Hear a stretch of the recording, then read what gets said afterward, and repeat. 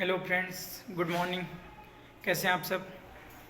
उम्मीद करता हूँ आप सब अच्छे होंगे। दोस्तों, सबसे पहले तो मैं अपने चैनल में आप सभी का स्वागत करता हूँ।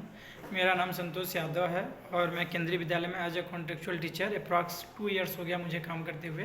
तो आज का जो वीडियो मैं बनाने जा रहा हूँ, आज हम लोग बात करेंगे इस वीडियो में केंद्रीय विद्यालय जो सेशन 2023-24 का एडमिशन से रिलेटेड अभी नोटिफिकेशन आया है, फॉर्म आया है, उससे हम लोग बात करेंगे। ठीक है, तो सबसे पहले आपको पता होना चाहिए कि मैं केंद्रीय विद्यालय में एज ए कॉन्ट्रेक्चुअल टीचर 2 साल से ऊपर हो गया मुझे पढ़ाते हुए। तो मैं जो भी बातें आप लोगों को बताऊंगा जेन्युइन बताऊंगा, क्या है प्रोसेस, क्या क्या डॉक्यूमेंट लगेंगे, कब से फॉर्म फिलअप होगा, क्या क्या करना है, किन बातों का आपको ध्यान रखना है। तो वीडियो को स्किप मत कीजिएगा, क्योंकि इसमें जो भी बातें मैं बोलूँगा वो आपके काम के लायक होगा। तो सबसे पहले आप हमारे चैनल को सब्सक्राइब कर लीजिए, बेल आइकन को प्रेस कर लीजिए, और आपको कोई भी डाउट है तो कमेंट बॉक्स में मैसेज कर दीजिएगा। ठीक है, तो चलिए स्टार्ट करते हैं। दोस्तों, सबसे पहले अगर आप क्लास 1 का एडमिशन कराना चाहते हैं, अपने बच्चे का क्लास 1 में एडमिशन लेना चाहते हैं, तो आपको ऑनलाइन फॉर्म फिलअप करना होगा। ऑनलाइन फॉर्म फिलअप करने के बाद उसका प्रिंट आउट लेकर जिस स्कूल में आप एडमिशन कराना चाहते हैं उस स्कूल में ले जाकर उस फॉर्म को जमा करना होता है। ठीक है, जब आपका फॉर्म जमा हो जाएगा तो स्कूल वाले एक बार वेरीफाई कर देंगे कि सारे डॉक्यूमेंट मतलब फॉर्म सही से फिल किए हैं कि नहीं। अगर कुछ उसमें गलतियां रहती हैं तो आपको बता देंगे कि नहीं, यहाँ पे गलत आप फिल किए, इसको फिर से थोड़ा सा क्या करते हैं, उसको करेक्शन करा लीजिए। अगर आपका सब कुछ सही रहेगा तो बता देंगे कि आपका फॉर्म सही है, फॉर्म सबमिट हो जाएगा।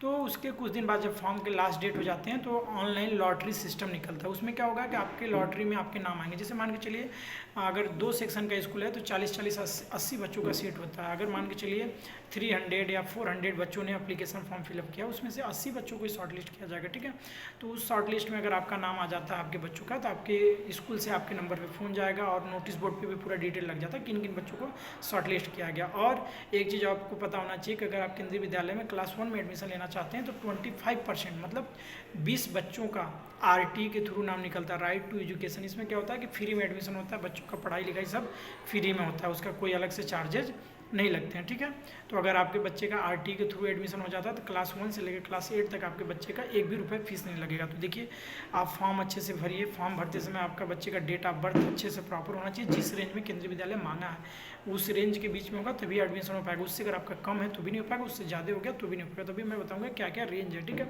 अब क्लास 2 से लेकर 11 तक एडमिशन का प्रोसेस क्या है, इसका ऑफलाइन फॉर्म विद्यालय से मिलता है।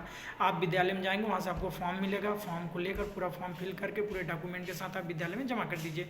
जब सीट वैकेंट रहती है तो चलिए देखिए, अभी हमने बात किया था क्लास 1 तक का बात हो चुका था। ठीक है, अब क्लास 2 से लेकर 11 तक के लिए आपको ऑफलाइन फॉर्म विद्यालय से लेना होगा। उस फॉर्म को लेकर आपको प्रॉपर फिल करके विद्यालय में सारे डॉक्यूमेंट के साथ सबमिट कर देंगे। ठीक है, अगर विद्यालय में सीट वैकेंट रहती है मतलब सीट खाली रहता है तो आपके पास फ़ोन जाएगा। ठीक है, और फ़ोन जब जाएगा तो आपको सारे डॉक्यूमेंट लेकर फिर से आना है और आपका बच्चे का एडमिशन हो जाएगा।